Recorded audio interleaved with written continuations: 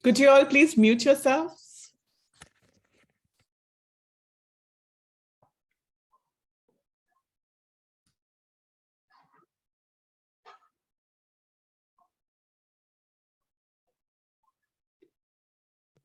So hello everyone. Do you hear me? Yes, Houssam. Okay. So welcome, ladies and gentlemen. Good morning, good afternoon, good evening, depending your time zone. Welcome. Today we are participating in an international event, WeForce. This event gathers 5 different continents together, and we are very excited. Before we start, let's say thank you. Thank you for being here today. Thank you for taking the time to join us this Saturday, which is a weekend for everyone. We appreciate your presence with us and the importance you have given to this event. As you can see, this event it's recorded and we will put it on YouTube. So if you stay with us, it's mean that you accept that.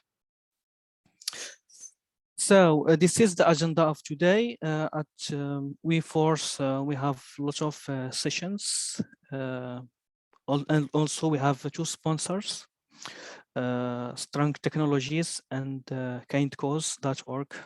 And for Salesforce topics, we have Floor Orchestrator, and we will talk about Spring 22, and also about Tableau CRM and the Service Cloud, and also we will talk about dynamic interaction.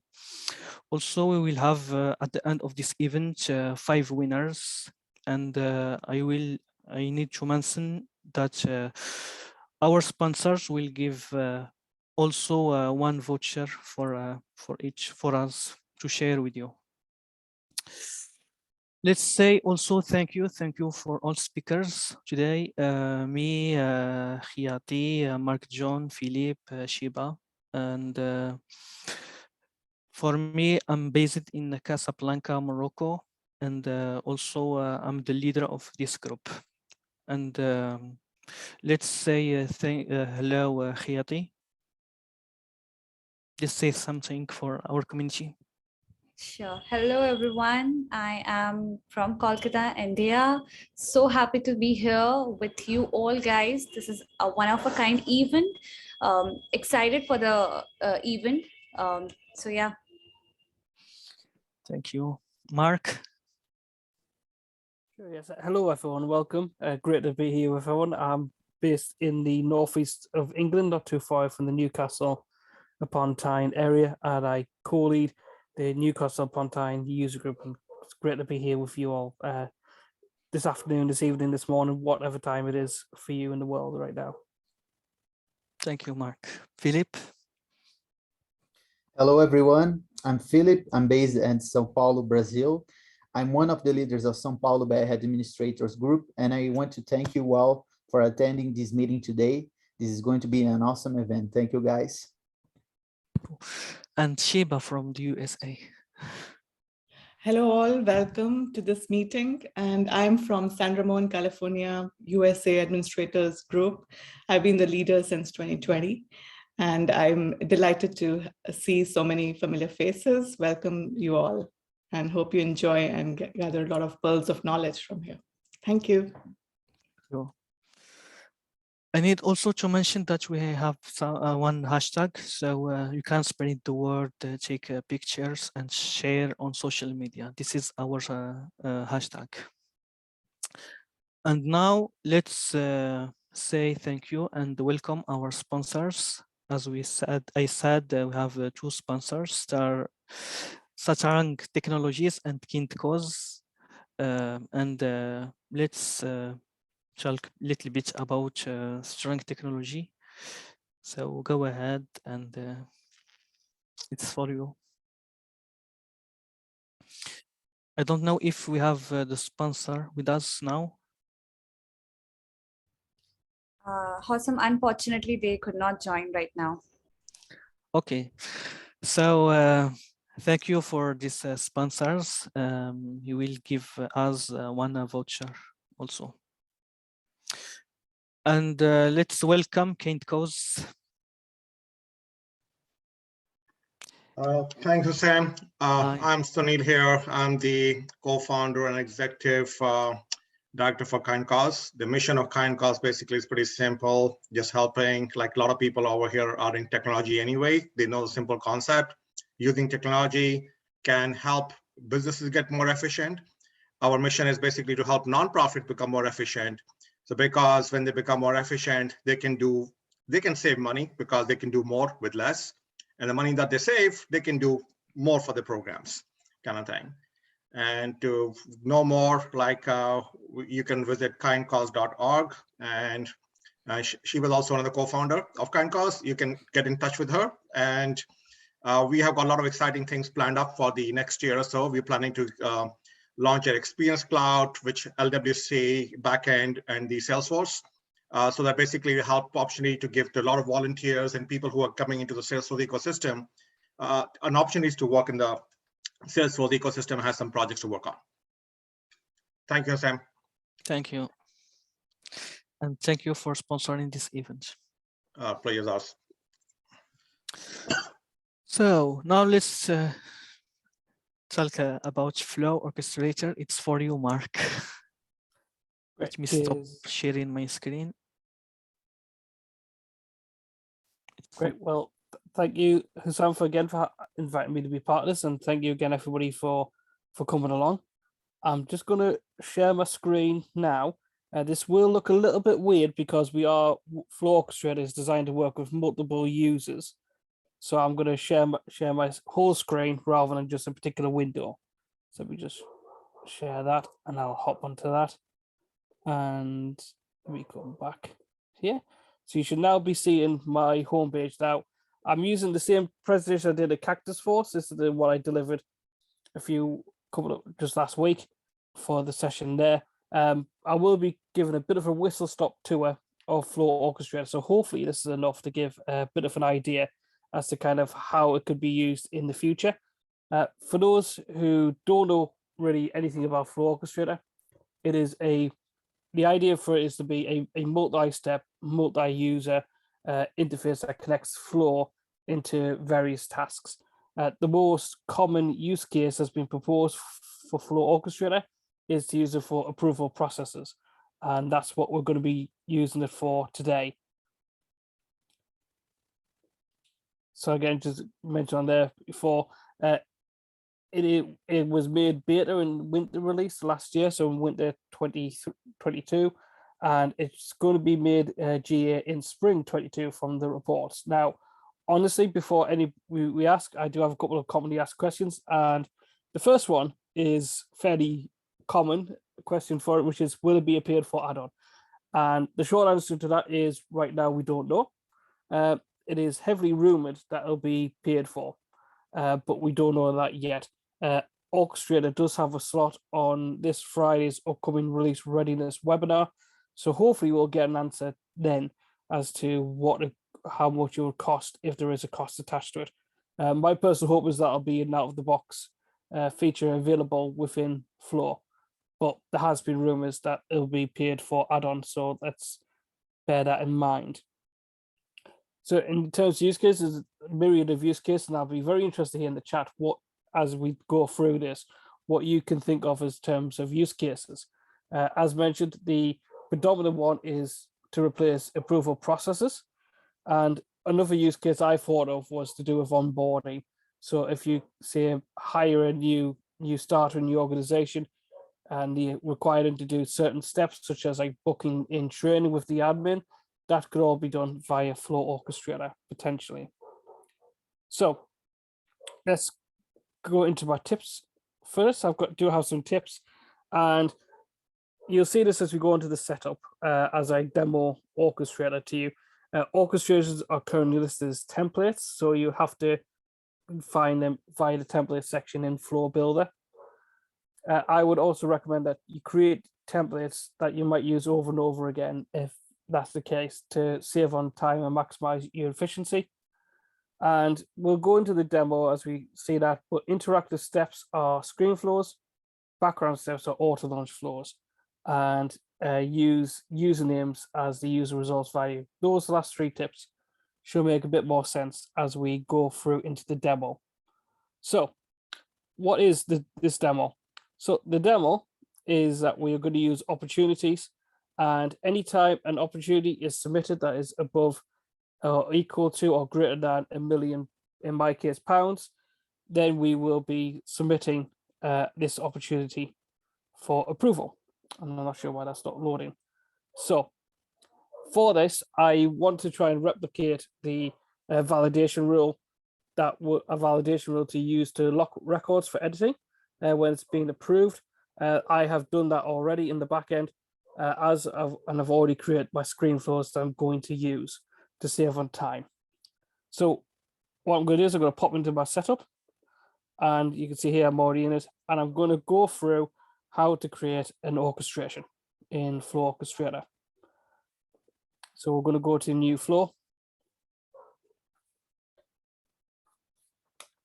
And when this loads, we'll go to our All Plus Templates button, which you see next to Core. And on the right-hand side here, you can see Orchestrator. For this purpose, we're going to use a record triggered one. Honestly, I've yet to use the auto-launched orchestration, but it works in the same way as record triggered. So I'm just going to create that. And you'll see here that the interface looks very similar to what we have normally within flows. We can add the resources as normal, where we can add our variables, constant formulas, and text templates. If you've used Flow before, these should look fairly familiar.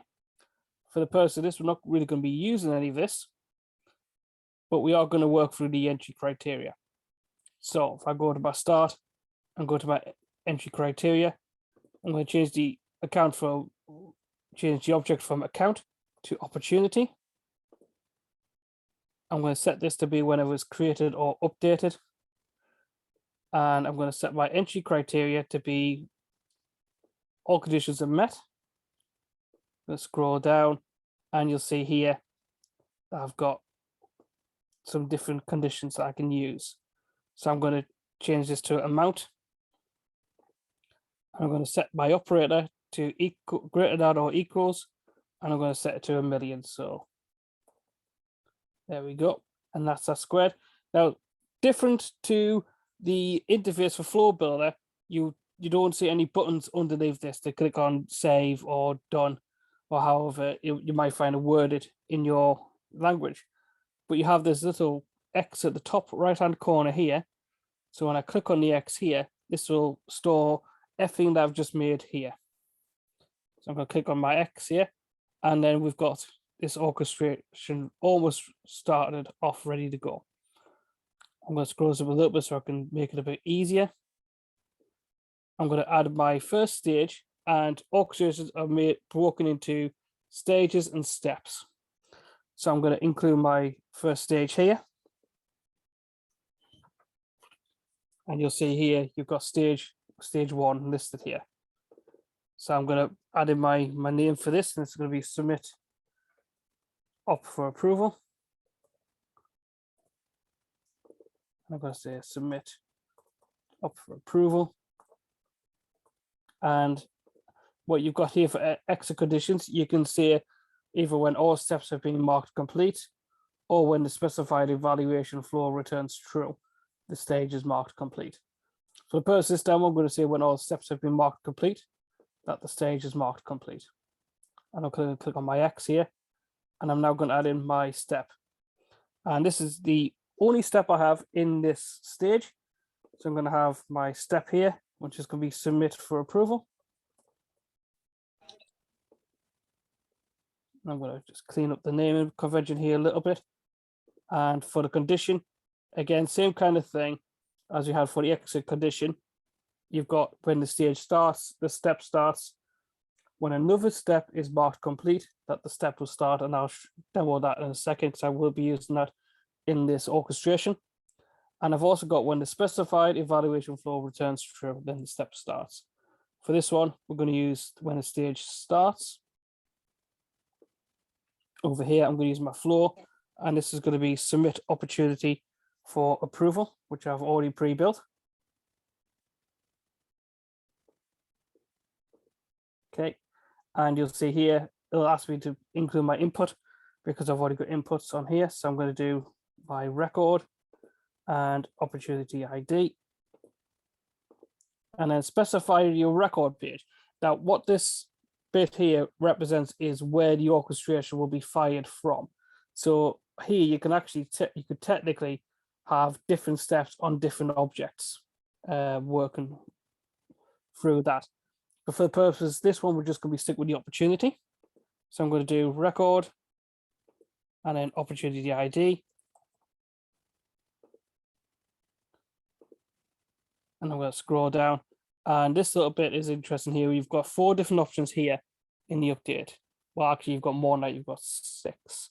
You've got user or user resource, group, group resource, queue, or queue resource.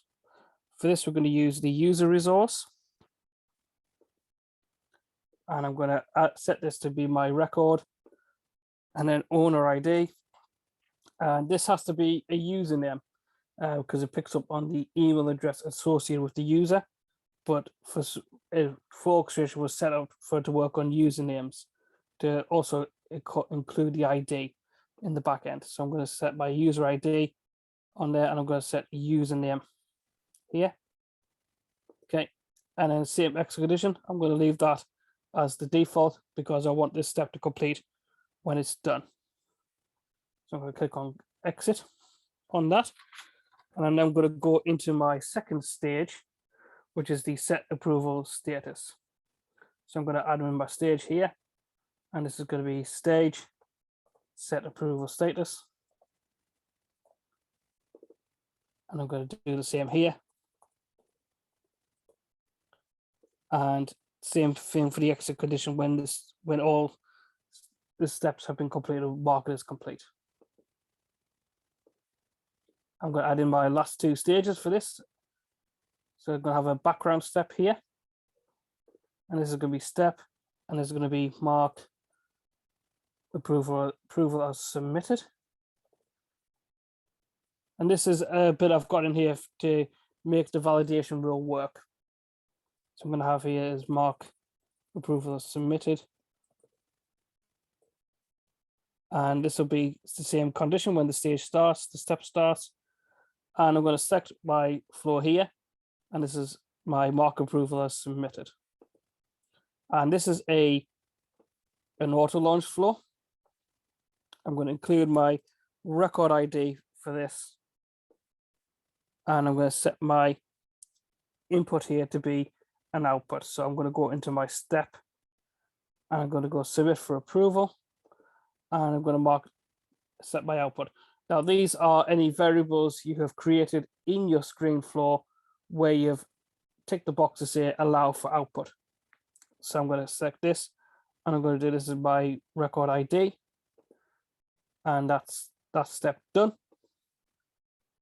I'm going to add in my interactive step here. And this is going to be step and then set approval status. I'll clean up the name a little bit. And I'm going to set the entry condition for this to be when another step is marked complete. The step starts. and it's going to be mark approval as submitted, because that was the step I wanted to use to set this step away. And then I'm going to use my flow here, which is going to be set approval status. And that is just a standard flow I've got.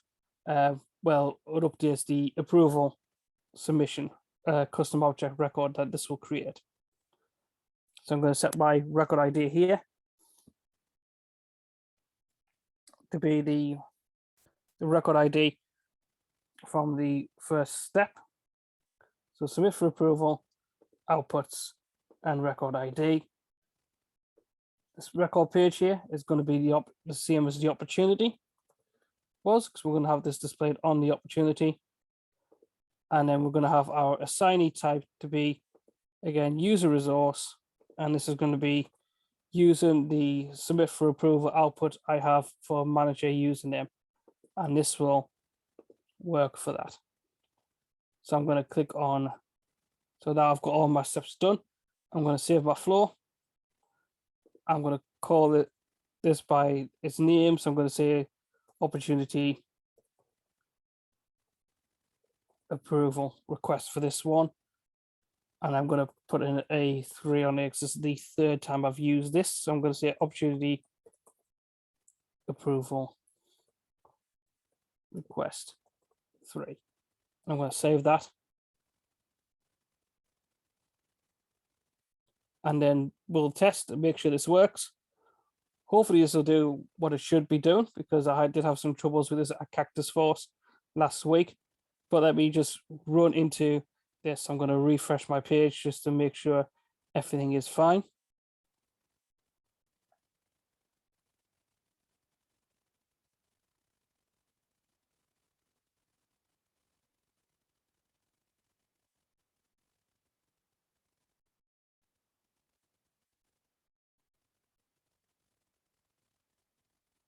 Okay, and this should be a sentence taking a little bit of time to load, but I will now test this orchestration. So I'm going to go into my opportunities here.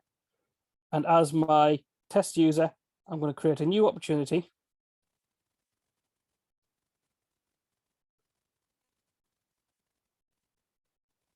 Okay, so I'm going to create a new opportunity here.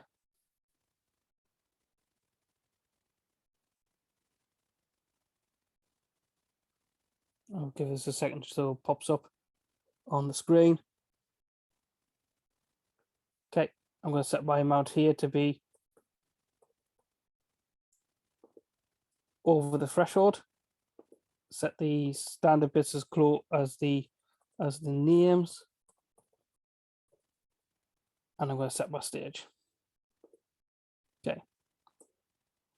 So now that I've created that, and normally obviously you would fill in as much of this as we can, but for the purpose of the demo, I'm just going to add this information here. I'm going to click on save.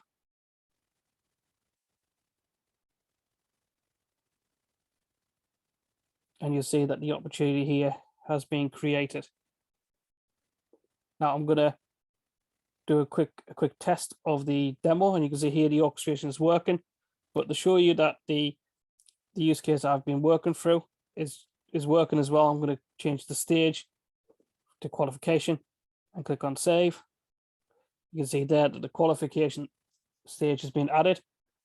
And I'm going to put in my submission notes here and basically say just a quick little note, please accept this submission for approval. I'm going to click on submit for approval here, which is my custom labeled button in Flow. And you'll see there, I've got no more work as completed and no more work assigned. So when I got it. And if I pull up my details tab and scroll down, you will see here that my approval submission has been set to submitted for approval in the back end. I'm going to now try and edit this opportunity as this end user here. And you should see this error come up to say, here we go, we hit the snag. And this is to say that it can't be edited while it's being approved. So I'm going to click on cancel here because I can't make any changes. I'm going to go back to my admin who I've also set as to be the manager. I'm going to go up to the opportunities tab here, and I'm going to refresh this just so that it'll load, because I'm not sure why it wasn't loading on that screen. So I'll put up my opportunities. Here we go. And we see here we've got the WeForce test opportunity. So I'm going to click onto here. And you'll see here in my screen, this is stuff all pre-set up as well, where I set up the screen flow for this stage to show you who had submitted it, when it was submitted, and the notes as well. I'm going to say that this was approved, and I'm going to say gladly approved. Again, normally would add some proper responses here, but I'm going to set the approval status here. And you'll see there, again, I've got no more work completed, so that's complete. I'm going to click on got it, and I'm going to now go back to my end user. I'm going to, you should see there still would say submitted for approval, so let's refresh this page and we'll now edit it. So you can see that now that the approval submission has been sent through, that the record will be able to be edited. And this was a quick whistle stop tour. Understand, I can see quite a few bits in the chat there, so I'll have a look through there in just a second to see if there's any questions. But let's test this opportunity now that we've approved it. And you can see there as well, what I had done was in the orchestration that I set the screen flow to display a message if the approval request had been already approved. And you can see there it says that, hello Marty, your submitted request was approved at 4:30 in the afternoon.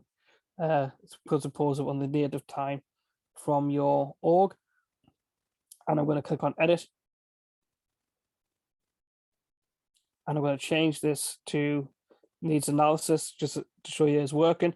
And you'll see there that it's updated. So you can see there how a couple of users working through one, my admin one, which was set to be the user's manager, and then the end user who submitted the opportunity for approval.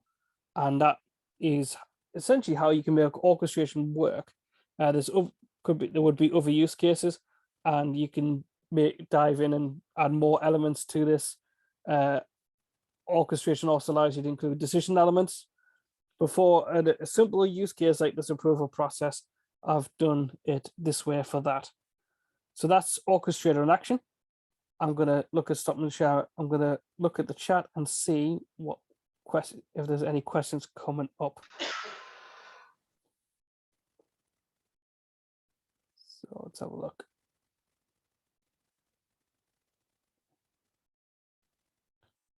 Yeah, let me just stop sharing my screen briefly so I can see the chat outside for pop-up.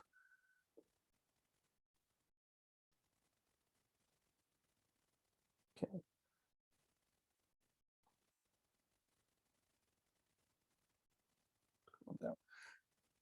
Okay. Yes, I see. Anandi's asked the question: can you explain different options in entry condition of each step? So the entry conditions for the step is basically whatever you need it to be. So you can set it to be whenever the previous step has been completed, or when the stage starts. That would work for that. And I think I saw another question from Evaldus, which was, can you mass approve from Orchestrator? Interesting question, Evaldus. I honestly do not know the answer yet because I haven't tried that with Flow Orchestrator being so new. I do. Orchestrator is built on a work guide element, and which is put onto the record screen. So, and you can't do it from the home page. So at the moment, I think that would probably be a no for now, but I can have a look at that and maybe get back to you. So no, we're connected on LinkedIn, but I don't think so. Was there any other questions that we had before we moved on? Yeah. I didn't get if we possible to automate the approval without the agent having to send for manual approval, like if the opportunity status something, the status equals something, the record will be automatically sent for approval after save the record. So you could send it automatically. You could send the approval automatically using Orchestrator. In this case, we haven't done that, so they can put in some comments, but you would be able to do it automatically with Orchestrator. And it says, can we use email for approval through Orchestrator? At the moment, no. Technically speaking, you can't even lock a record for editing within Orchestrator.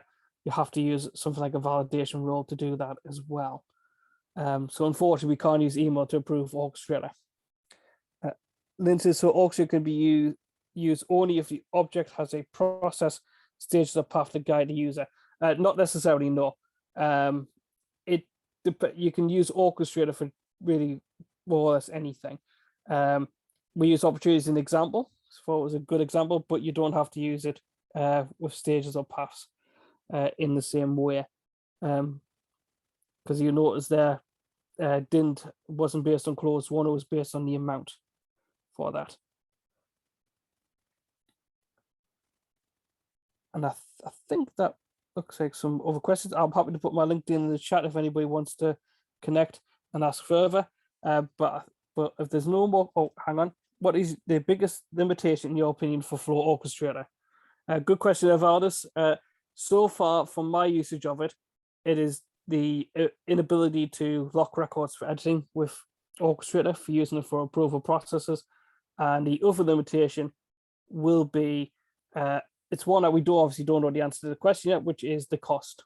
I think those are the two biggest challenges with orchestration, because if it's going to be a paid for tool, then it limits the usability of it in my view, because there'll be a lot of organizations, particularly non-profits, which is where my background is mainly, that'll not want to use it and benefit from orchestration.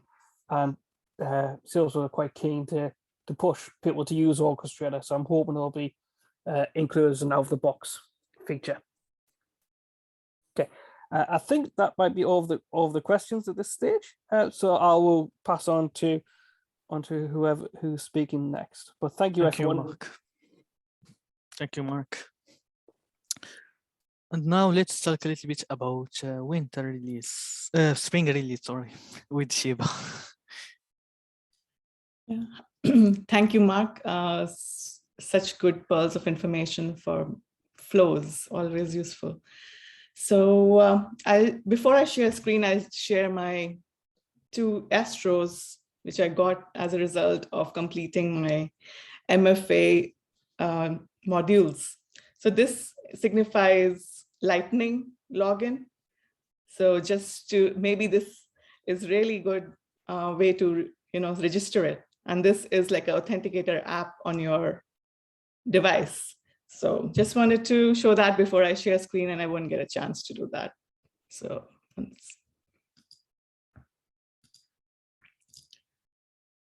can you see my screen now? Yeah. Yes. So this is, I've already introduced myself. I'll move on to the next slide. So I'm presenting Spring 22 highlights. We'll first start with the timeline. Then we'll cover the 5 Spring updates, the demo, and quick questions. And then I'll just browse through our community through 2020 and 2021. So the Spring release actually starts a month before, and we can see that there's a preview sandbox, that a developer sandbox that comes out, that where you can preview all the features there. And then you can sign up for the pre-release org. So that was at this time, December 16th. Then December 22, the release notes were brought out. And then sandbox preview started January 7th. And the release module was released on 7th January as well. And there's a very cool release overview deck and feature matrix, which is in the form of an Excel sheet. And we are right now here in the first release weekend, and there are 3 release weekends spanning till February 11. So the next date to keep in mind is the February 4th, because that's when the release readiness live videos will come up, which will be great preview for admins as well as developers. And then throughout the week, they will be covering different clouds and including finance and health cloud. So that's for the timeline. And there's a very cool release in a box feature that has come, which has short videos on each feature, which is a good way to catch up on all the features. So these are the 5 features I'll be covering today, which are basically for Salesforce in general, the most important features and which impacts all users. So MFA is now mandatory, and we can, from February 1st onwards, MFA will be required. And we have to turn it on directly on all our Salesforce products. And if you do use SSO providers, MFA service can be used through them. And these are the resources. I'll be sharing this link. And these are the resources that are really cool for learning about MFA. Also, I prepared this quick guide for MFA, where you have how you can set up in the org is like you have something you know, which is your username and password. And then something you have, which is like an authenticator app that you own, like an iPhone. And then when you download the app, it comes like an icon like here. And so you are ready to, and then you get ready to roll out the MFA. And the purpose is basically to stop the hackers from guessing your password, because they can guess your password, but cannot breach security through an additional device. So the best practice is to roll out in a phased manner, to install and then get feedback and give prior warning when the rollout happens. So the 2 things that I've already shown is the Lightning login, which you can do through Touch ID, through Face ID and Windows Hello. And you have to enable that in your org. So how I did it was I went to the permission sets and assigned all users this multi-factor authentication required permission set. And I went to my user detail page and connected with the authenticator and enabled the Lightning login, which makes it really easy to use. So that was about the first feature. This next one I want to bring out is this manage permission sets and permission set group assignment expiration dates with an enhanced user experience. So this is still in a beta version. Before Salesforce makes its features generally available, they will be in the beta or pilot version for testing and for bugs or improvement. So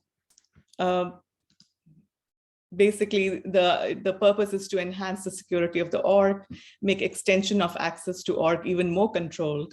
And now we can give access to individuals and specify the time period for access as granular as a day or a week, 30 days, 60 days, or we can even have a custom date. So for instance, if I wanted, there's a new button that has come with the permissions, manage assignment expiration, and you can assign any user and specify the date of the expiration to that permission set. So the third feature that I want to discuss is the multiple fields inline on report run page. Now we can edit more fields inline in editing in report run page. So just to show this, we can now update the statuses and clean up data without rerunning the reports. So you can save time by staying up to date by editing multiple record inline on the report run page. So this can be done for multiple rows or columns and can save the changes with one click. And so it's a perfect way to update multiple statuses or clean up data without having to rerun the report. So, but to do that, first step would be to go to the setup, quick find, report and dashboard settings, and enable this setting, enable inline editing in reports, which is only a lightning experience only, and also in beta version. So what happens is when you go to a report and you open the report, and you can edit any field that shows a pencil icon when you hover. And when you apply the edit, the background color changes to yellow and to indicate that the new value is stored. And then you can change the additional fields in the same row or a different row. And if it is a standard field like created date, then a lock icon will show, which means that you cannot edit that field. So that's how this runs. And then I want to show the fourth feature, which is convert workflow rules to flows with the Migrate to Flow tool, which is also in beta stage right now. And as Salesforce is planning to deprecate workflow rules, we can now migrate workflow to flow. So just to show, basically, you can migrate workflow rules with these criteria: field-based criteria, field updates, email alerts, outbound messages, time-dependent workflow actions. And when the rule criteria formula is set to true, but if it is created and anytime it's edited to subsequently meet the criteria, it does not hold true for that particular case scenario. And so how it looks is when you can go to setup and go to migrate to flow, and you see the whole list of workflow rules in the list view, and you have the migrate to flow button from here. And when you go to the down arrow from here, you can also see the option of migrate to flow. And then you have two options, either to, the first option is to test in Flow Builder if that tool is working well in the Flow Builder, in that particular workflow rule is working as expected in Flow or not. And if it is, then you can switch the activation. Otherwise, you have to build it from scratch, which a lot of people feel that we should still build from scratch because this tool may not give adequate results. So just to showcase in this, like it's in the setup, and we go to migrate to flow from here, and then we can select any workflow rule that's there. And we have these three options open up before us: open flow, activate flow, or migrate to flow. So we can do migrate to flow from here, and the migration is in process. So we have these two options that open up. We can test in Flow Builder as the first step. And then this is the flow that's auto-generated. And then we have to test it, whether it runs as required, or we have to build it from scratch again. So, but this does give us a one-click option to get the flow. And as you see that here, if in this drop-down, auto layout is no longer in a beta version. It's now generally available, which is a great thing. And also, so I'll go back. And the last feature that I wanted to showcase was this: visualize all your record triggered flows with Flow Trigger Explorer. Using the new tool, we can now check all of the flows that are associated with a specified object and run when the record is created, updated, or deleted. So just to show how that goes, we can go to the org. Here are all the flows. And we see this new button that has been added, Flow Trigger Explorer, just to show how that works. We can click this arrow and we see all the objects available. But for the demo purpose, we are looking at contact, and the events that are available are created, updated, or deleted. And this can be in the run before save, which is fast field updates, or in the run after save, which is actions and related records, or runs asynchronously. And if you look at the down arrow, we have two options that open up: flow details and versions. So right from here, we can see which the various versions of this flow, which is inactive and active. And we can go to this flow directly from here. And then with the auto layout, we can get it in place, our features. And so just one more thing that was still I wanted to show was that if you go to and make a new flow and go to record triggered flow, And you select an object, say account, a record is created or updated. And for this demo purpose, fast field updates. And we go to, say, update.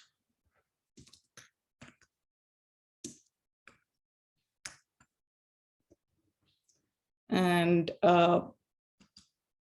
select number. And just as a quick demo, and we say save and go to show advanced, we see this new trigger order field. So we have to basically run enter a number from 1 to 2000 to prioritize the order that the flow triggers run for a specified object. So the trigger order value determines the order that flow will run with the same trigger type, either before or after save, run for the same object. For example, you can prioritize an after save flow to run before or after save flows on the case object, but you cannot prioritize an after save flow to run before any before save flow or an before and apex trigger. So these were the 5 features that I wanted to run through for Spring 25, which affects all users and is highly prioritized. Just to showcase, these are our past meetings from 2020 to 2021. We've held several meetings, and these are the lively pictures of our meetings. We just had one in-person meeting, and the rest are just our virtual meetings. And these are our links to get connected, which I'll be sharing in the chat with this slide. So you can access all the links there. And then this was through the grapevine. The latest things in the Ohana. You can earn new admins badge, and the link is here. Mark Benioff had a new podcast this week. It's on knowledge isn't truly powerful until it's shared. So you can go listen up this podcast here, and then you can get Slack certified through by going to slackcertified.com. You can become a Slack certified admin or a developer, and also customize the sidebar of your Slack by going through this video. So one question from the audience, just to see if you were paying attention: which built-in authentication is not supported as a verification method? Touch ID, phone ID, face ID, window hello. Can somebody tell me?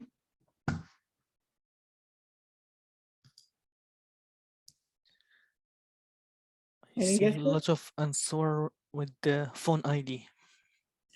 Yay, Houssam. You are a genius. Okay, so thank you all. That was all I wanted to share. My time's is up. Please feel free to ask any questions if you want. Thank you, Sheeba. Okay. I can't see the chat, so let me stop share and see if there are any questions.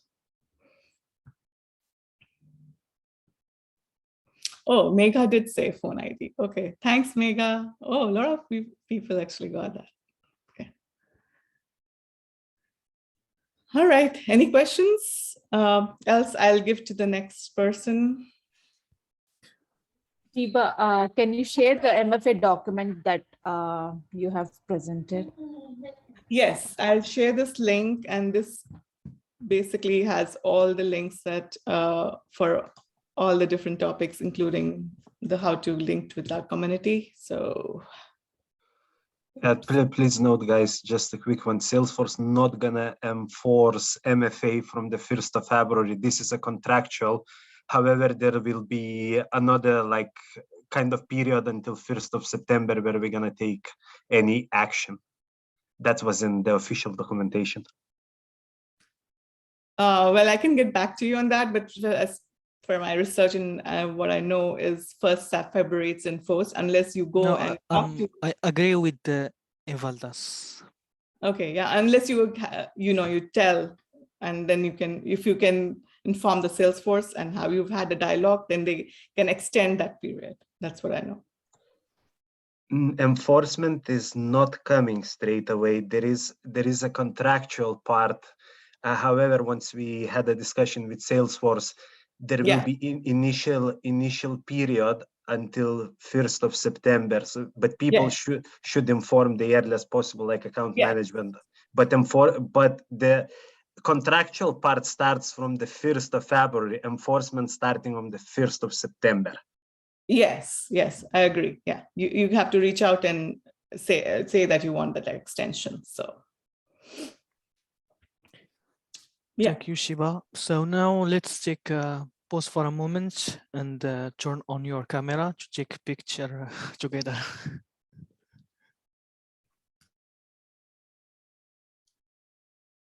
We need to look cute and smile.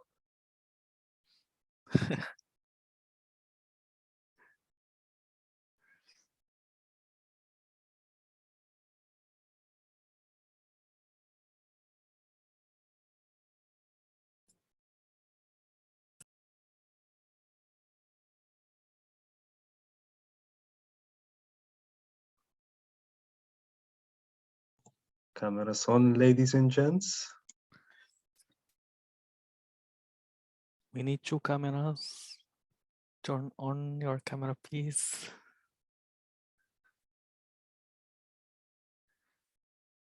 One more.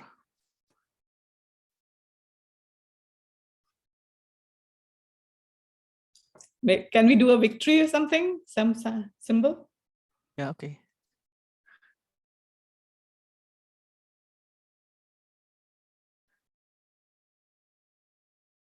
So thank you all. So now it's your turn, Philip. Can you hear me, guys? Yes. Okay, let me share my screen and start the presentation. So, in the words of the immortal Dominic Toretto, this is Brazil, guys. Nice to meet you all. I'm glad you are all here. And basically, this is our capital city, Brasilia. Here is São Paulo, where I'm based at. And here is the famous Rio de Janeiro. Oops. We are the Salesforce São Paulo BR administrator groups. I am one of the leaders. There's also Diogo Bernardo and Felipe Bergson.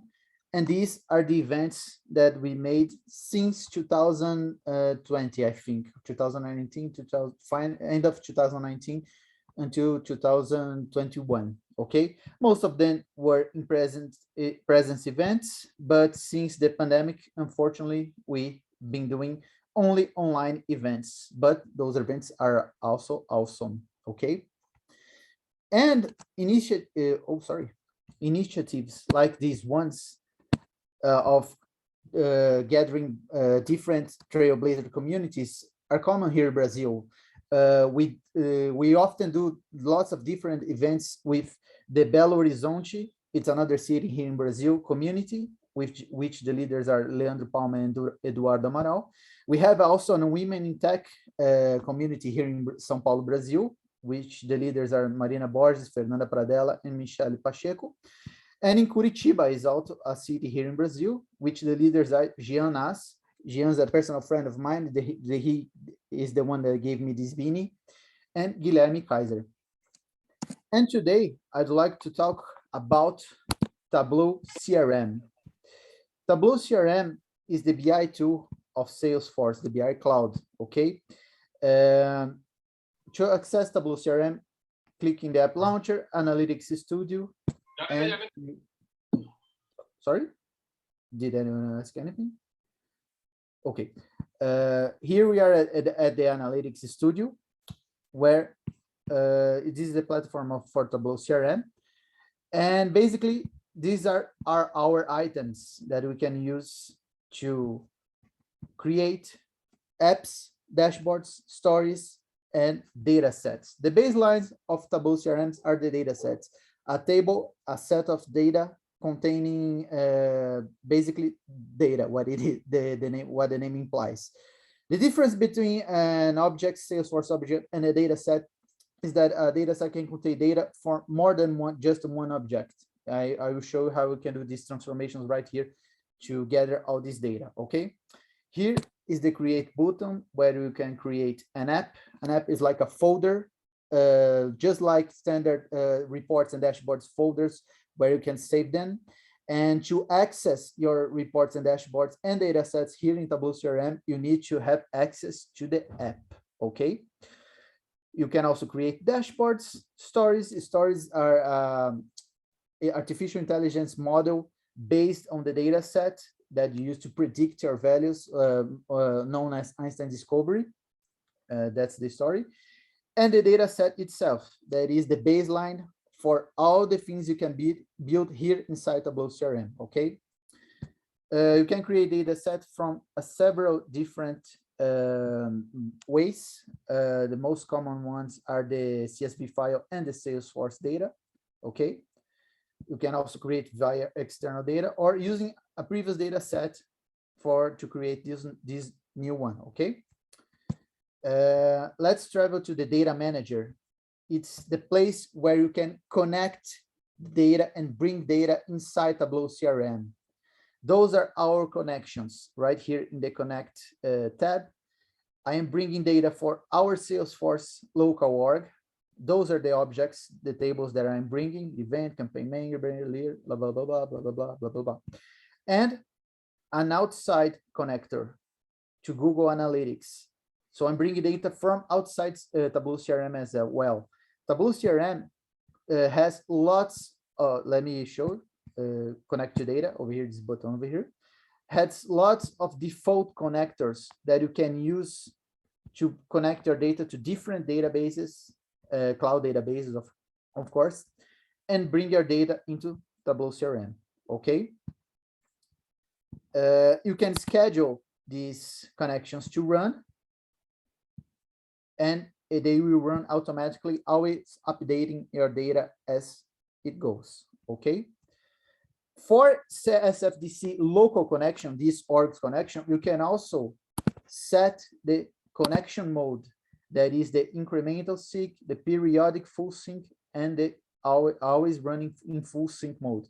The full sync will always run and update all of your data, regardless if it has changed or not. The incremental sync will only update your data if the data in Salesforce has changed from the comparing to the previous sync, okay? And the periodic full sync is a mix of both. It will run incremental syncs, but once a week, I think, I don't remember exactly when, it will run a full sync to sync all of your data.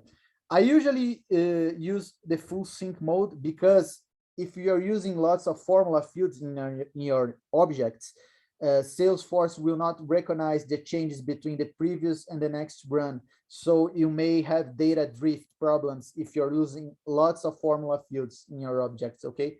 So I usually use full sync mode. The problem is that the full sync mode takes a little longer than the incremental sync mode, okay? Always run your data in your connection modes before your data flows and recipes, because this is what will update your data here in Tableau CRM, but this will not create data sets yet. Now we are going to see the tools that are used based on these updated data connections to create our data sets that are going to be used in our dashboards, lenses, and queries, okay? Here are the tools, the data flows and the recipes. The data flows are basically a flow of data that you can use to extract, load, and transform your data and in an output that is the data set itself.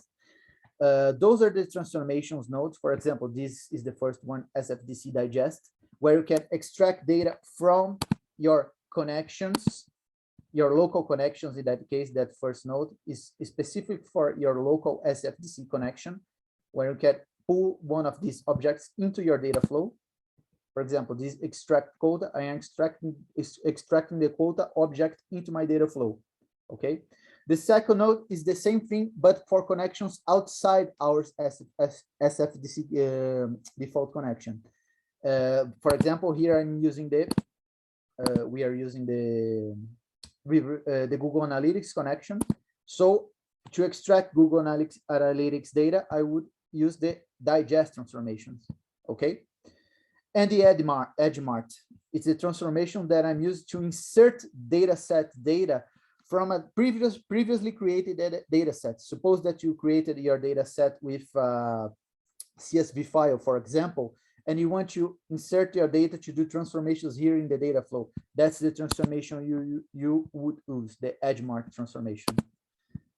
The append transformation is basically you will append your data from your table to another table. Suppose that you have data in an object at Salesforce, but you want to increase this data with external CSV data file. You can use this. You just have to be careful with the disjoint schema, because if there's one field, a single column different between these two, the table that you are using to append and the other one, if there's one single column that one has, one table has and the other hasn't, if you don't check this checkbox, your data flow will always fail to run, okay? So this disjoint schema is only if you are adding a new column to one of the appended tables that you are using in your transformation, okay? You can append one or two or several tables in this single node, okay?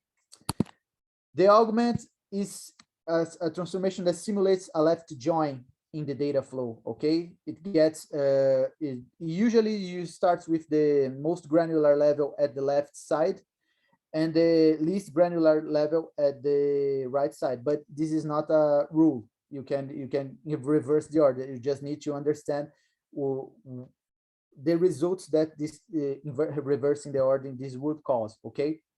I'll talk about that later.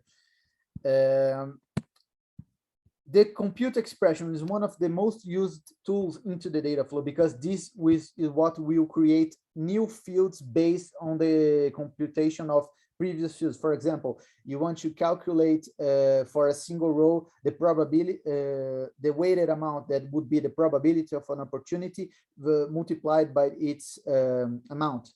So you can create a computed field over here, name it, for example, weighted amount. Okay. And you use the field probability times the amount, something like that, okay? And you save, you have a new column in your resulting data set with this new field, calculating the weighted amount for each and single one of your opportunity rows. The compute relative is the same thing, but now we are talking about different rows, okay? The compute expression calculates fields based on the same row, but the compute expression calculates fields based on different rows. For example, you can compute an order for your records. Let's sort for example, from the created date and get the opportunity IDs. And then you can sort from the first opportunity created to the last one and create an order column for this 1, 2, 3, you know. This is what the compute relative is for. This is deemed to measure. In Tableau CRM, we have basically 3 types of fields: the dimensions, those are the qualitative; measures, those are the quantitative fields; and dates. Okay, these transformations transforms our dimensions in measures. Okay, it is basically what it is. The flattened transformation is used to get your data. Imagine your role hierarchy that you have a parent role and a parent role and a parent role. These flattened transformations flatten all these parent roles into a single field in a single string. So you can use, this is called the multi-field, by the way, and you can use this to add security predicates and filters in your data sets. So you restrain people that will see each and single one of these roles, okay? This is what the flattened transformation is for. Flatten hierarchies, like account hierarchies, the role hierarchy, anything that has parents and hierarchies, okay? The prediction transformations is basically use a previously created prediction in Oyster Discovery to predict data inside your data set in Tableau CRM, okay? filter transformation, you can filter your data. For example, you are loading all opportunities, but then I want to filter and create a data set that displays only the closed ones. You can create a filter and page name equals something like that, and you would filter only the opportunities in the results that are in the closed one stage. Okay. The drop columns, the slice data set, sorry, is you drop columns. Let's suppose you have several different columns on your data set, but you don't want to use all of them. You can use this transformation to drop some of the columns. Okay.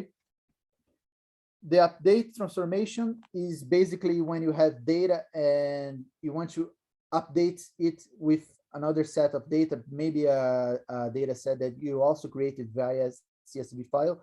You can update the result data using this update transformation. And the register, the SFDC register. This is the transformation that is always going to be at the end. This is the transformation that creates the data set after all the other transformations. It's always the last one that you use, okay? You run the data flow and you have your transformations, your data sets created, sorry. And you can also see the data flow JSON and extract it, download the JSON file of this data flow and upload it. By the way, this is the best practice of backup. You can back up your data flow just by downloading. So always when you're editing your data flows in your org, download it before the changes, so you can just upload the file later, and your data flow will be just the way it was before. Okay, let's talk about now recipes. This is the data prep 3.0, the new recipes. It's basically the same thing that the data flow it does the same thing that the data flow does, but with a new user interface. And you can see, actually preview the data below here in our nodes. If the internet allows us, of course, you can preview the data. But basically, what it does the same things. We can create transformations. We load our data. These are our tables. We can create joins. We can create real joins, not just the augment. This lookup is the augment transformations for the data flow that I previously shown you. But now we can create real joins with left join, right join, inner and outer join. If you want to understand the difference between the lookup relationship and the joins, access Salesforce documentation. They have a described version of all of it. Let me. Oh, there it is. And now I have reloaded it. Okay. For example, here are our transformations that we can do now, applying into our data, and you can preview it here at this table below. So this is a big win for from the data flow. The downside is that the new data prep recipes run a little bit slower than the data flow. Okay. And you can see all these transformations, the compute expression. Now you can create a custom formula. You can trim the values, substring, split, blah, blah, blah, blah, blah, blah. And the best, the most new thing and that makes people prefer to use the recipes now is those 4 transformations over here. You can detect sentiments of string fields only in English language, but it will give a resulting column with a score of your sentiment from highest to the lowest to the highest, being 5 the highest, or positive, neutral, or negative sentiments. Okay, this is the predict missing values that can also be used to predict values into dimension fields. The time series forecasting, another transformation that you can use to predict your data. For example, let's suppose how was my last quarter opportunities amount. You can predict the future value based on the previous values, okay? And this brand new cluster transformation that use k-means algorithm to cluster your data into a new resulting field, like a bucket, for example, but using an algorithm and the fields that you use to use as variables, so we can cluster our data. For example, let's cluster our accounts by number of employees, by state, by their revenue in the year. This is the variables that you select to use your cluster data. Okay, and of course the output, that is the resulting data set from all these transformations. That's the output. And now let's show what can you do with these data sets that we just created. This is an example of a dashboard that you can use creating single. This is the data opportunities data set that I've created in my data flow, and I'm using custom maps to display the highest and lowest amounts for Brazil city. Carreira is the highest city, and Itapipoca is the lowest city. And these are ordered from the highest to lowest amount for opportunities for Brazil states. Okay. And if I filter, for example, for São Paulo, this is the state of São Paulo, the map changes to reflect the state of São Paulo. This is the city of São Paulo, where I am right now, by the way. And the chart markers also change dynamically to reflect the highest and lowest amounts. Okay. The same for Rio de Janeiro. This is the state of Rio de Janeiro, not the city of Rio de Janeiro. Okay. Santa Catarina. And you can also use filters. I'm seeing opportunities for all stages. Let's see only the closed won opportunities for the state of Santa Catarina. It changed to display only the closed won, highest and lowest amounts. Okay. As you can see, the dashboards are very dynamic. Let me show you what can you do with them using interactions. These are interactions, formerly known as bindings. And here, with just a single interaction, I'm going to change the grouping, the chart type, and the ordering of our dashboard, of this dashboard chart. Okay. Now I'm grouping by industry. Let's change to type. I'm changing to vertical bars, and now from the lowest to the highest. Now let's change to owner. The owner chart displaying from alphabetic order, or country. Now it's display a map. Okay, by stage, a funnel chart with our opportunity stages.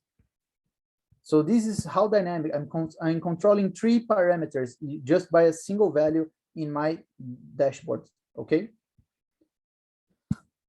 I'd like to show you also this cool dashboard that I built, a very famous one called the Street Fighter dashboard, where you can to show how dynamic they can be and what can you do with a little bit of creativity. Here I'm selecting the fighters, and you can compare their attributes with this metric radar chart. It's a chart that is not often used in Salesforce. Okay. And if you hover the chart, the fighter photo, you can see his quote and his special cannon, his special attack. Sorry. Okay. Let me run. My time is ending. And in this page, you can compare the sum of all attributes for a single fighter, displaying the sum of all of them, or just let's see the best attack. It will be Zangief, the best defense.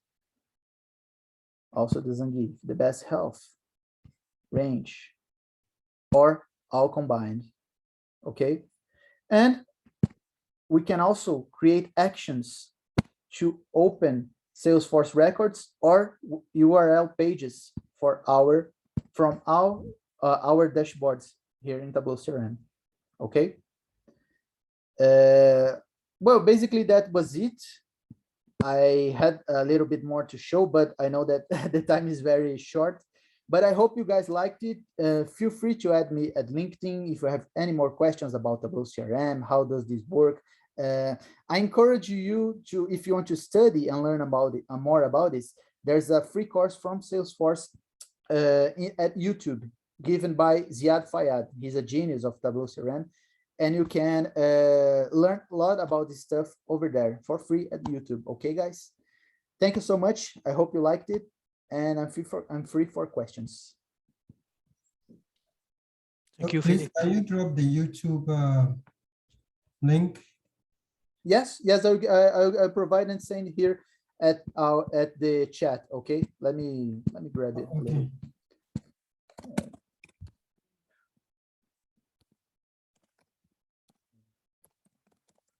Any other questions while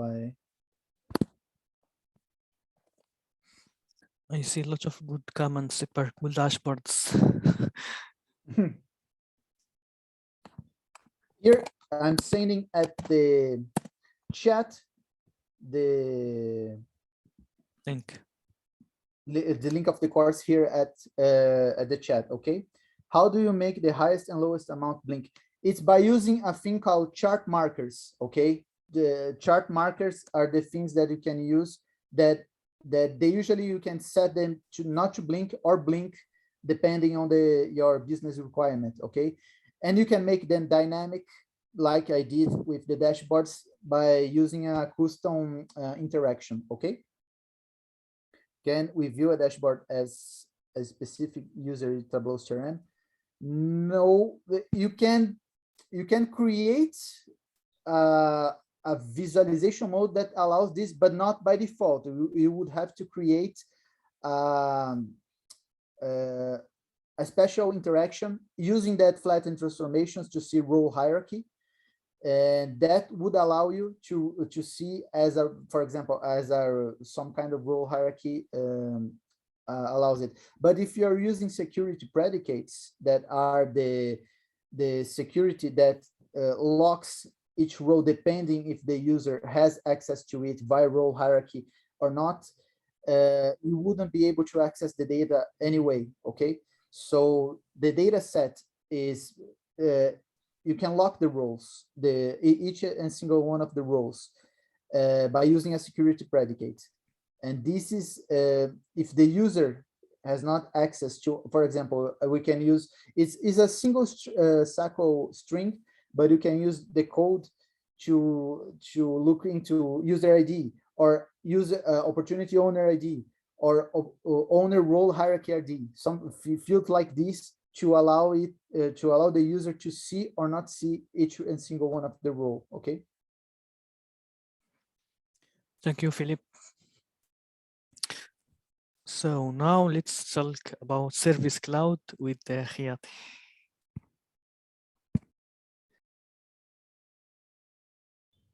Thank you, Houssam. I will quickly share my screen. But before that, we have our sponsors, Pragya from Satran Technologies. So over to you, Pragya. Hi, Khyati. Hi, everyone. It's really my pleasure to be part of this event and to sponsor as a certification voucher for the participants. So it's really a great honor and a pleasure for our team. And it's really, Khyati, and it's a very wonderful job, like to get together of having so many people from different continent and being a part of Salesforce Ohana and be like in the part of the time of COVID, we are organizing such event. So it's really wonderful. So guys, let me introduce myself. I'm Pragya from Satran Technology. We are based out in Mumbai, India, and we are basically like PDOs and Salesforce consulting partners. And we have multiple app exchange apps. Some are free and some are paid, and you can visit our website to look into it more. Like we have several app exchange app, like more than 9, and it's some of the app like mass file download, metadata search. These are very famous, and people are using it very like it's we are getting a good review from the people. So you guys can go to our website, and you can use our products from the app exchange and give your feedback. We work on the feedbacks, and we will really like to get feedback, or what is the review of you guys, like to from a perspective of the Salesforce user and the Salesforce consulting partner. So that would be a great thing for us. And also we are like plus partner, plus 1% partner, and also we provide the 20% discount to our app exchange apps for the non-profit organization. And we are into the Salesforce, like our team, our CEO, Chirag Mehta, he's into the Salesforce like since last 17, 18 years. So, and our company is also like 9-year-old. So we are totally into the Salesforce and our Salesforce partners and consulting team. So like feel free to reach out to us for any queries, any product related information or any consulting queries, and you can visit our website. So it will be a great to get a feedback from you guys. That's a really great opportunity from this team and this meeting. Okay. Thanks, Khyati. That's it from our side. Thank you, Pragya. Thank you, Satrang Technologies, for sponsoring this event and providing a voucher. Okay, so moving on to my session, let me quickly share my screen. I hope you can see. I welcome you all to V4's event. Salesforce Women in Tech Kolkata is representing India, Asia. I will be talking everything related to Service Cloud. I can't see your screen, Khyati, if you share. You cannot see my screen. Yeah. Let me share it back. Can you see it now? Yes. Okay, perfect. Just a second. Yeah. I welcome you all again to this wonderful event. Salesforce Women in Tech Group Kolkata is representing Asia, India. I will be talking about the wonderful Service Cloud and all its wonderful features that Service Cloud offers us. But before that, a very quick introduction about me. I am working as a Salesforce developer at Cognizant Technology Solutions. I am a proud Salesforce marketing champion. I lead this Women in Tech Group Kolkata. I have led multiple initiatives in India, such as helping underprivileged children with Salesforce or helping special students with Salesforce, and for which I was also featured on Salesforce blog. I have my own podcast named as Salesforce Orbits with Khyati and a blog named as All About Salesforce. And the wonderful thing that I would want to put it out over here, today only we announced, I and Neetu from India, we have announced WIP Dreaming, which will be a global Salesforce community conference. All the details will be coming out very soon. So this is my group. The group is not that old. It's been 7 months, and the group was given out to me in the middle of coronavirus. So I didn't have any chance of having any in-person events, but these are some snapshots from my virtual events. And we are quite strong with 1,500 plus members currently. And are very happy sharing the knowledge together and learning together. So let's move on to the topic. What is Service Cloud? Now, Service Cloud is built on the Salesforce Customer Success Platform. It provides you with a 360-degree view of your customers and enables you to deliver smarter, faster, and more personalized services. Now, the purpose here is to foster one-to-one marketing relationships with every customer across multiple channels and multiple devices.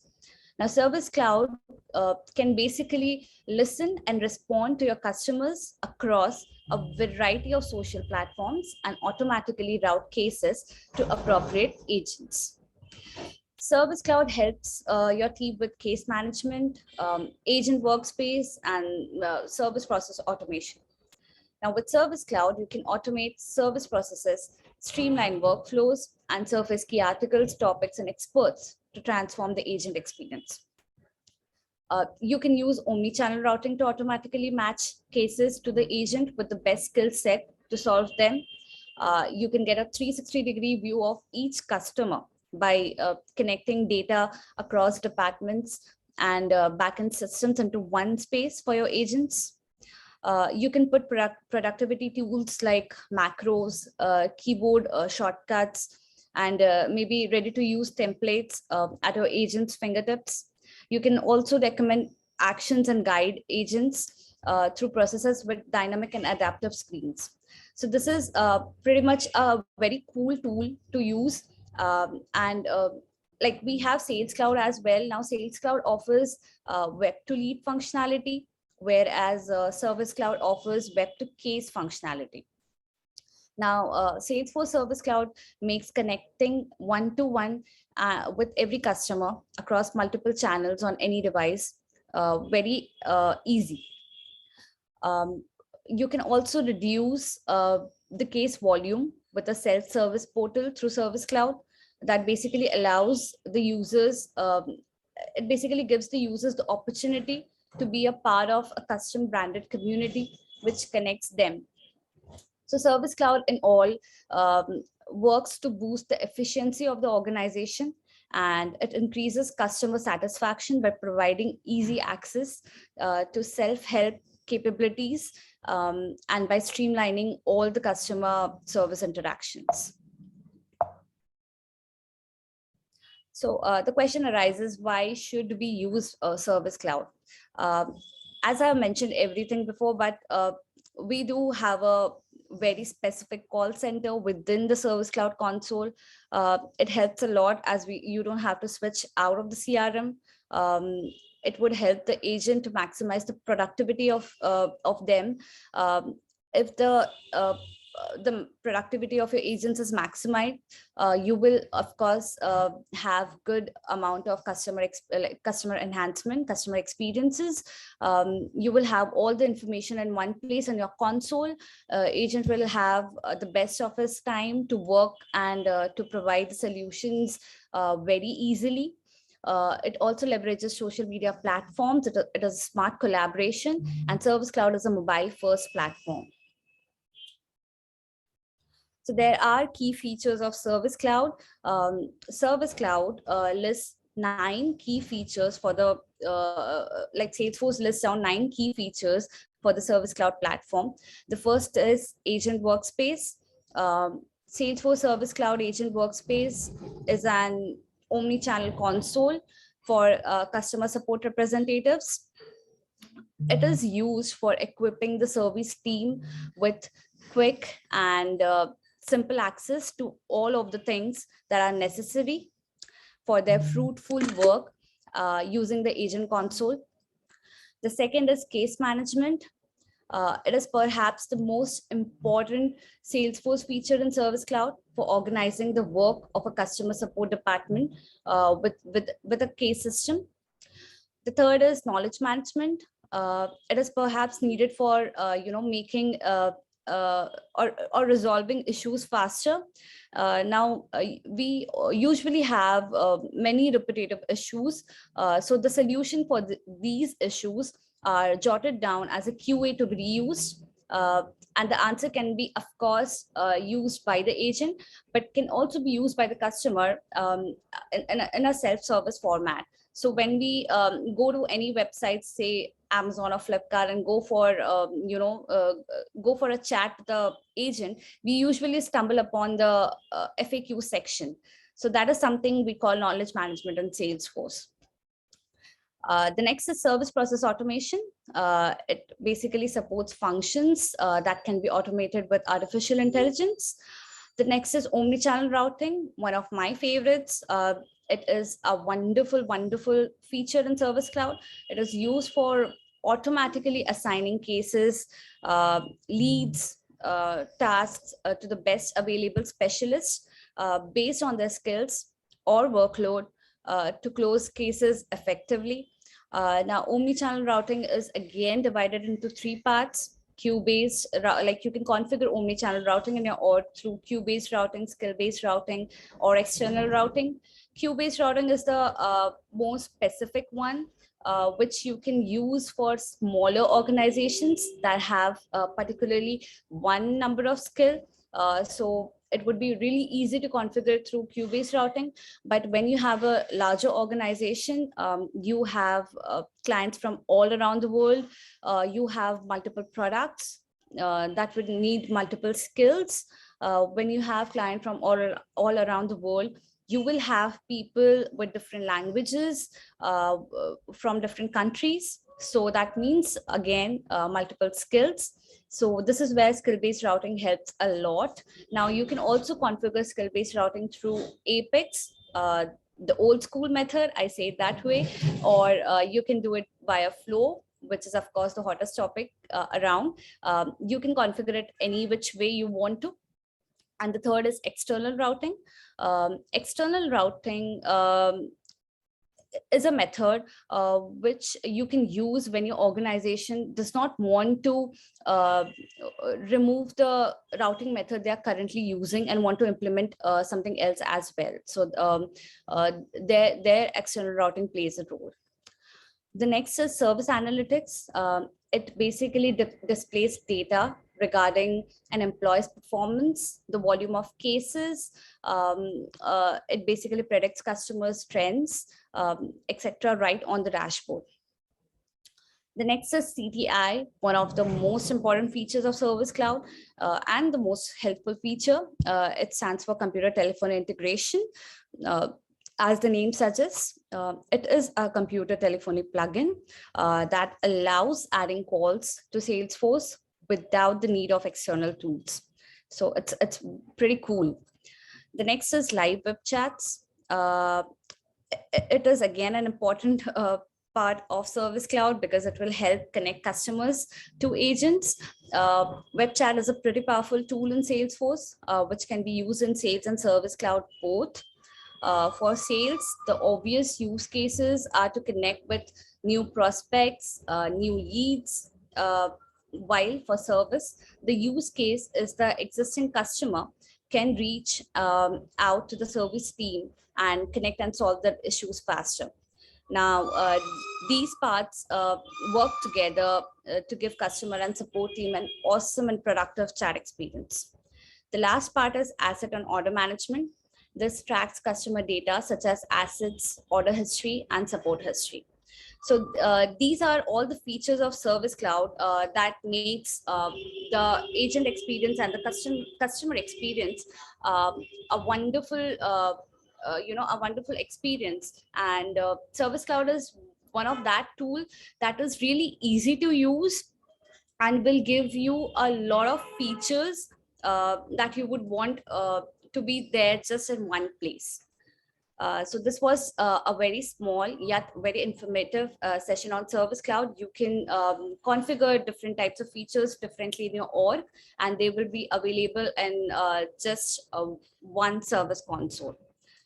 So yeah, that was it. Let me switch my screen. Thank you, Khyati. Yeah, in case there are any questions, I would be very happy to take it on.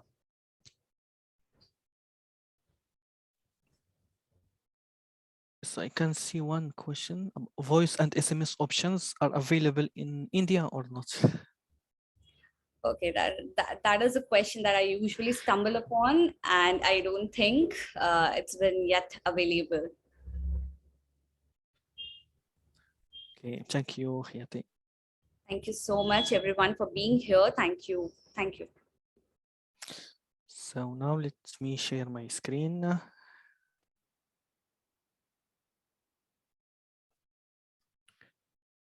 Can you see my screen? Yes, Houssam. Yeah. Okay. So, ladies and gentlemen, good morning again, good afternoon, good evening, depending on your time zone. Welcome. Today we are going to talk about dynamic interactions. But before we start, let's say thank you. Thank you for being here. Thank you for taking time to join us. I appreciate your presence with us and the importance you are given to this event. So as you can see in this slide, there are many photos about our community in Morocco. So the Casablanca developer group, it's an open community driven by passion and sharing around Salesforce technology. And it's the very first community group who was created in Africa in 2015. And we receive normally a lot of people around the world recently when we moved to virtual. And also this year, last year, we hosted also 2 in-person events. So it was great. So for people who don't know me, I'm Houssam SAOUDY, and I'm working at Capgemini Morocco as a Salesforce architect and technical lead. This means also I'm a senior developer and I'm writing code. I'm also a Salesforce MVP. I have a lot of Salesforce certifications. I'm the founder of North Africa Dreaming, the very first conference in Africa. And this is Morocco. And I'm in Casablanca here, exactly. So the agenda of today, we are going to talk about dynamic interactions, about the benefits, and we will see also a demo about that. So let's talk a little bit before winter 2020. So before winter 2020, if you want components on a Lightning page to talk to each other, you need developers to write code and wire events up. So the life was very difficult for admins. But Salesforce want to help admins and developers to be able to point and click their way through the app builder to build this experience. Earlier last year, Salesforce launched dynamic interactions. This is a great new feature that empowers all Salesforce admins out there. With just point and click, you are be able to wire components together right from a builder. No need to ask developers to do it for you. But previously, in additional development would have been required. With, for example, with the Lightning message service or via another custom component embedding the ones that need to communicate with each other. But wait, what are dynamic interactions? Dynamic interactions in Salesforce is a new way of communication between Lightning Web Components and Lightning App Builder. So as I said, now a developer can configure and expose the event in components, and admins can configure and create applications with the components that communicate and transform based on user interactions, all in the Lightning App Builder UI. So an event occurring in one component on Lightning page, such as the user clicking on a marker in a map, can automatically update the other components on the page and display the details. And as I said, it's a GA since winter 2020. So developers can write custom components, and using the new code, developer define the events that are supported by a component and then expose them in the Lightning App Builder UI. And there are many benefits. So the developers and admin can go fast and develop components. There are 4 major building blocks for dynamic interactions. The first one is the event. So it's a trigger an interaction such as a mouse click, a button press, or a change in a field value. The second one, it's interactions. It's an activity that happens between the source and the target. And the source, it's the item triggering the event. And the last one is target. So the item that's the target of the interactions.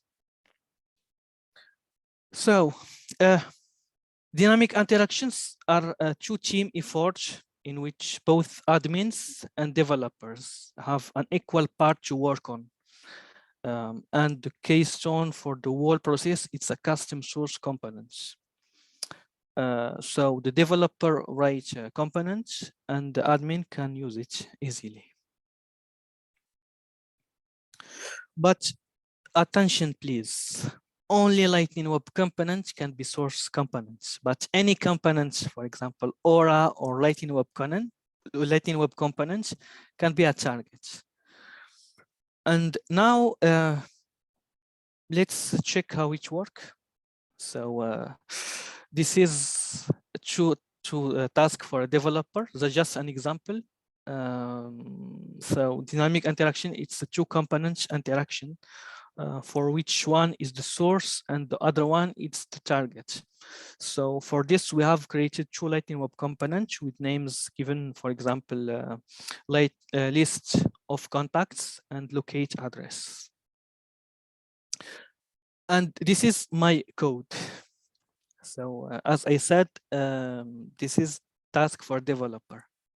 First, we have created a list of contact components. We have invoked a function named handle base address with a click of a title in the list of contact components. You can see definition of the function here on the screen. A custom event contact to pass has to be dispatched over there. Also notice how the details in the events are pasted here. And now we have to define this event in the meta.xml. So list of contact GS meta.xml file also. You can see below, here an example, and I put here the value of the target and also the contact ID and contact name. And now this is my second component, locate address. Now in this component, we will fetch the details that we have pasted from the list of contact components. For this, we will first write the code in the meta.xml file as I write here. So this is the example of the code. And then I can using with the Arabesque API decorator, we can use it in the JavaScript file. So let's recap. So the developer created two components, Lightning Web components, and the developer also update the meta.xml files. That's it for admin, for developers. For admin, there are also some tasks. So now admin has the first to add both the components first, and we put the first one, contact list, for example, here, and the location, it's here, the second component.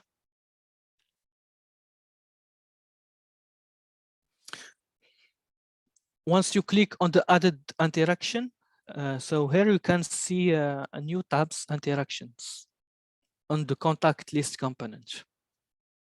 Once you click on the added interaction button, you need to fill the target components. In our case, contact list is the source component and locate is the target component. After selecting, you can see, for example, here the screenshots. And in our case, contact list is the source component and locate is the target component. Then you need to map the component like this. And here we put the information, contact ID and the contact name. So we put this word event that contact ID and event that contact name. But one informations, dynamic interactions are already working great today without problem, but there are still some considerations. As of today, no standard Salesforce component is exposing events to App Builder. So none of them will have an interactions tab. However, as there are already have properties available in App Builder, they can be targeted by a dynamic interaction fired by one of your custom components and update dynamically. Also, dynamic interactions are currently only available on app pages, but I think in future we can see it, for example, on the home page, or we need to follow the roadmap. But there are some limitations. as you can see. And now we can see the demo. Let me share with you my example. So this is my example. This is my first component, and this is my second component. When I click on contact, I can update and send information on this component with dynamic interaction. So you can see here the address and the location can change. So this is my first example. And as an admin, I can click on edit page.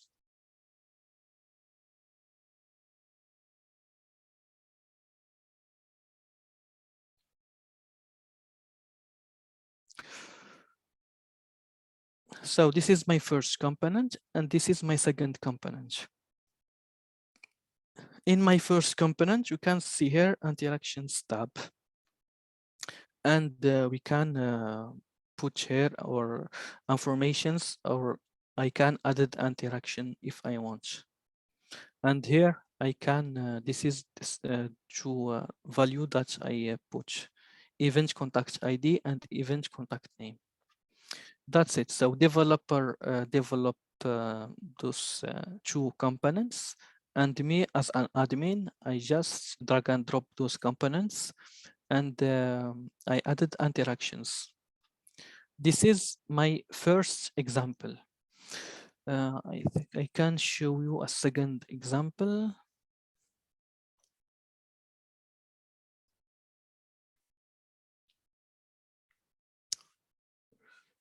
So my second example, you all.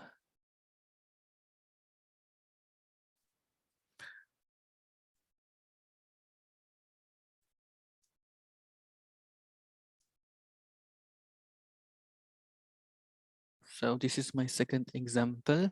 I have three components. And if I click on this component, I can change also location, but also the details. You can see here, I can change informations in both components.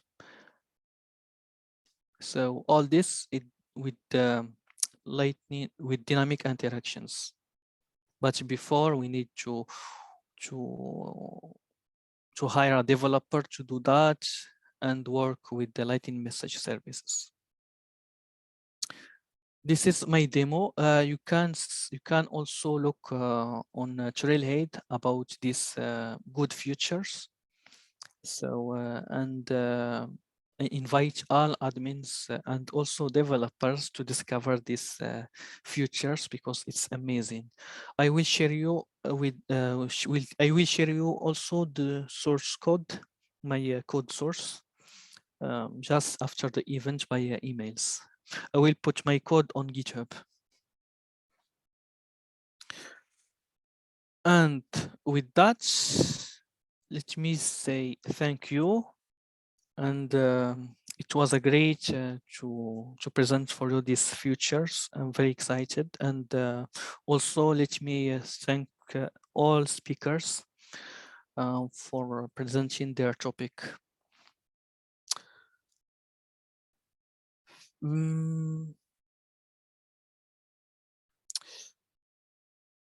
Thank you, thank you.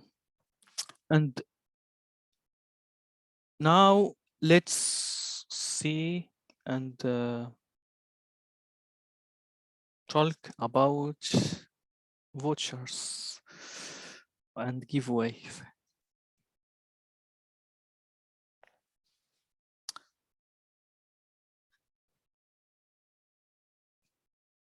Are you ready?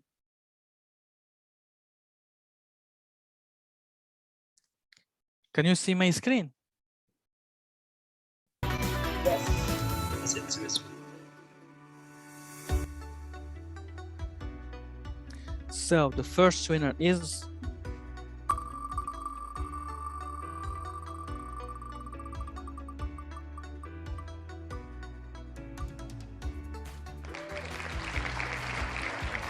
So Pranam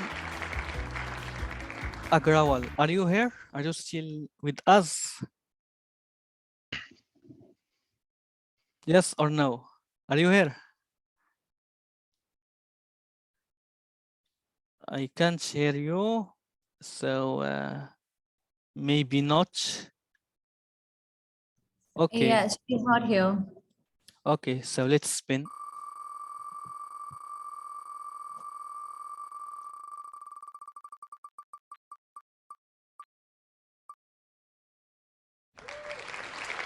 Mandarkor.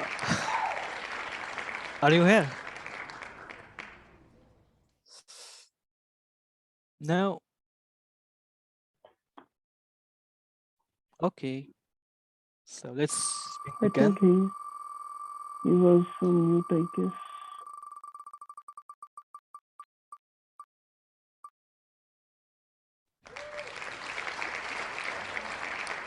Jivendhai, are you here or not?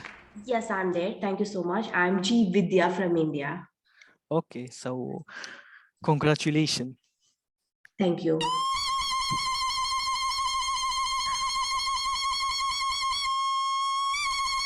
So congratulations.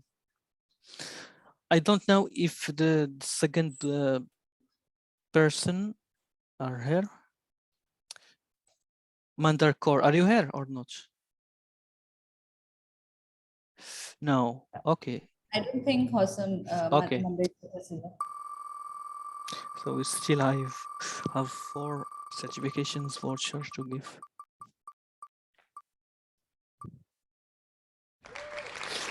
Leonardo Polo, are you here? No. Okay, so let's spin.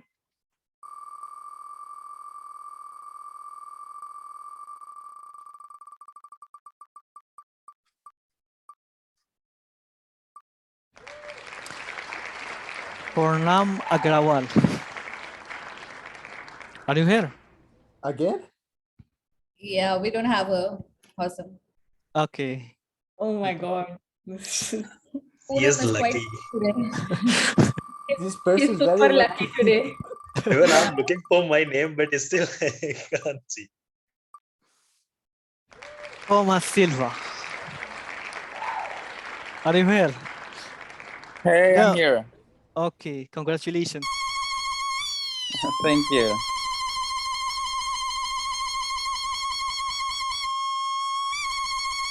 So we have 2 winners now, and now let's spin again.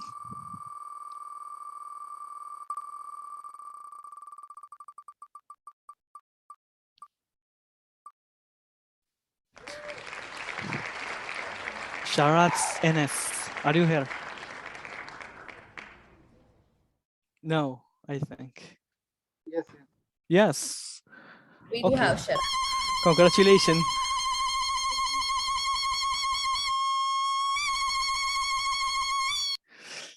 And we still have 2 certification vouchers.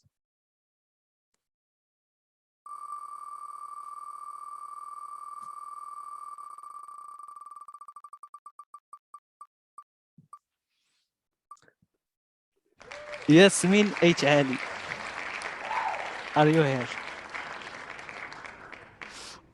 Yes, I'm Yes. here. I'm here. Okay.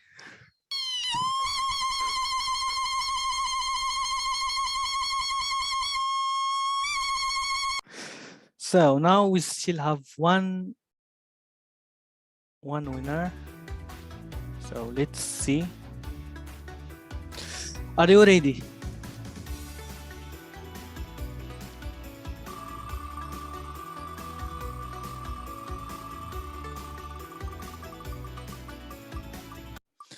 And the winner is Leonardo. Yeah, Are you I'm here? here. Okay, Oh, I'm here. so congratulations. Woohoo. So with that, let's wrap up and say thank you Thank you for all of you. Thank you, sponsors. Sheeba, Khyati, you can say something. Thank you everyone for joining us in. It was a wonderful event. Thank you all. Phillip, Sheeba. Yeah, thanks very much, everyone. We really enjoyed the discussions and it was so nice, totally in the Ohana spirit. Keep up the Ohana. Thanks. Okay. I don't know if Mark's still with us. I am, yeah. So again, thank you everybody. It's been a great event and great to see so many people here with us today. Thank you. So this is the first edition. We will host maybe the second edition. So thank you all and see you later. Thank you so much, guys. Thank Bye. you, everyone. Special thanks to Thanks for Houssam for doing a great job of coordinating this event. Thank you. Right. Thank you, Houssam, for putting this out. We are looking forward to the second edition of this. Thank you. Thank you. Yeah. Bye.